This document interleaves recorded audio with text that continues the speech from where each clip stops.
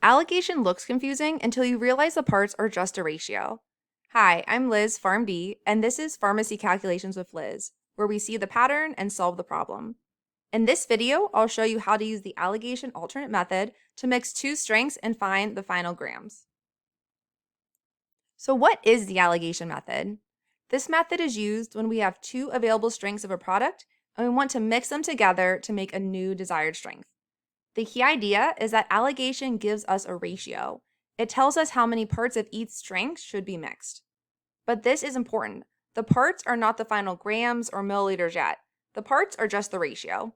Once we have the ratio, we can convert that ratio into the actual amount we need. Let's look at how to set this up. To start, we draw an alligation grid, like I have here on the screen.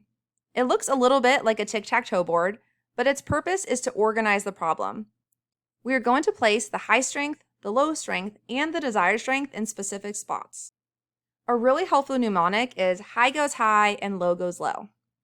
When we're placing our values, the higher strength goes in the upper left, the lower strength goes in the lower left, and our desired strength goes in the center. And this setup matters because the subtraction happens diagonally. To find the parts of the low strength product, we subtract the desired strength from the high strength. So this is high minus desired. The answer, as you can see, goes on the lower right side because it represents the parts of the lower strength product. To find the parts of the high strength product, we subtract the low strength from the desired strength. So this is desired minus low. The answer goes on the upper right side because it represents the parts of the higher strength product. Once we have both parts, we add them together. Parts of the high strength plus parts of the low strength gives us total parts. And again, these parts are just a ratio. They don't mean grams or milliliters yet. We still have to convert the ratio into the actual amount needed for the preparation. Let's look at an example.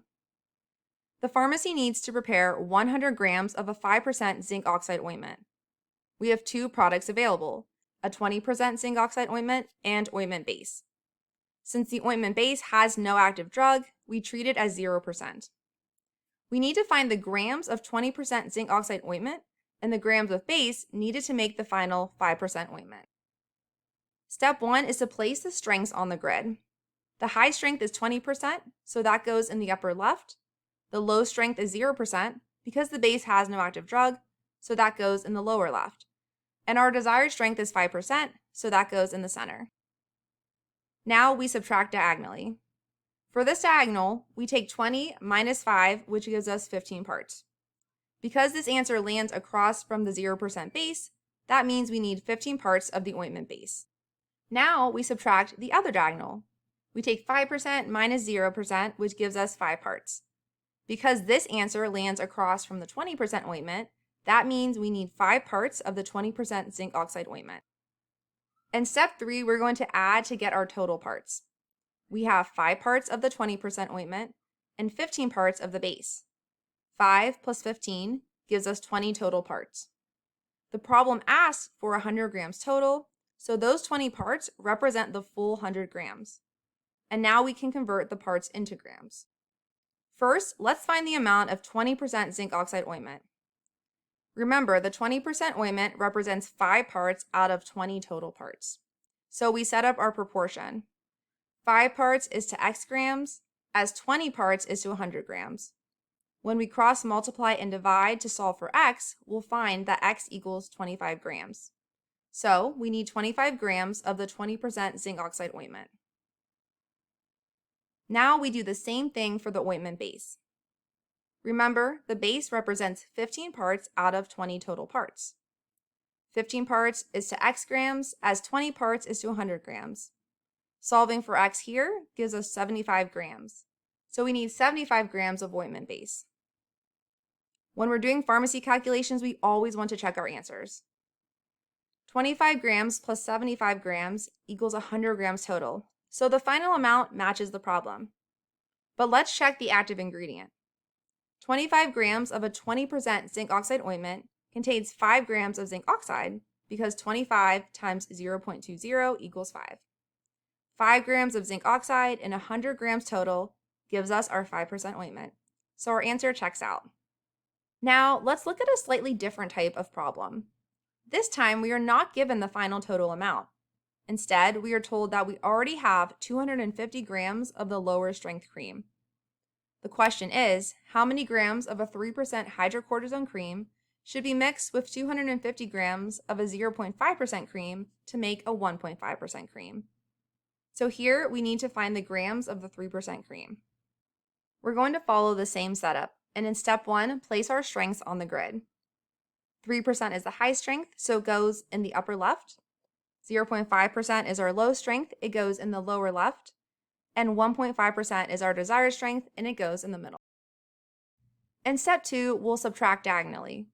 3% minus 1.5% gives us 1.5 parts.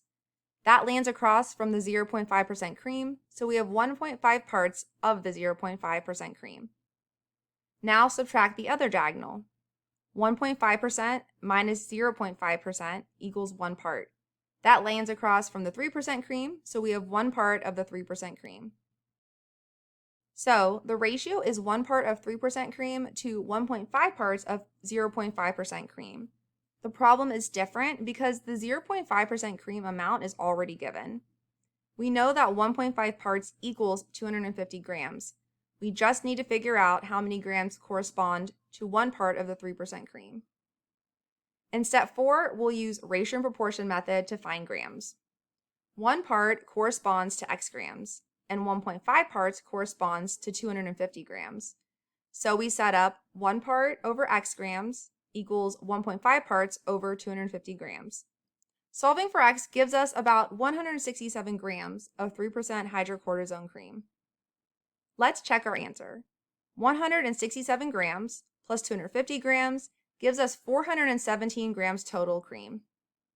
The 167 grams of 3% cream contains 5.01 grams of hydrocortisone, because 167 times 0.03 equals 5.01.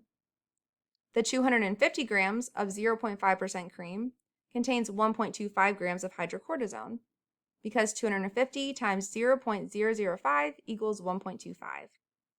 Together, 5.01 plus 1.25 gives us 6.26 grams of hydrocortisone. And when we divide 6.26 by the 417 grams total, we get 0.015, which is 1.5%, so our answer checks out. Before we wrap up, here are the biggest mistakes to avoid. First, make sure the desired strength actually falls between the high and low strength. If it does not, alligation is not going to work. Second, do not automatically treat parts as grams. Parts are the ratio first. You can convert them to any unit, grams or milliliters, depending on your problem. Third, don't assume the lower strength is always a base. In the second example, the lower strength still contained active drug. Fourth, always label the parts before solving so you don't swap them. And finally, do not skip total parts. Total parts is what goes in the denominator when you are converting to the final amount. Here's the full alligation method checklist. Confirm that the desired strength is between two available strengths. Set up your grid. High strength in the upper left, low strength in the lower left, desired strength in the center. Subtract diagonally. Desired minus low gives the parts of the high strength. High minus desired gives the parts of the low strength. Add the parts, then convert your ratio into grams or milliliters, whichever unit you need. And finally, check that the active ingredient amount matches the desired final strength. You got this. The most important thing to remember is that the parts are just a ratio. Once you have that ratio, you can convert it into the actual grams or milliliters you need. For more pharmacy calculation practice, you can visit myrelay.com, and I'll also link resources below. See you next time.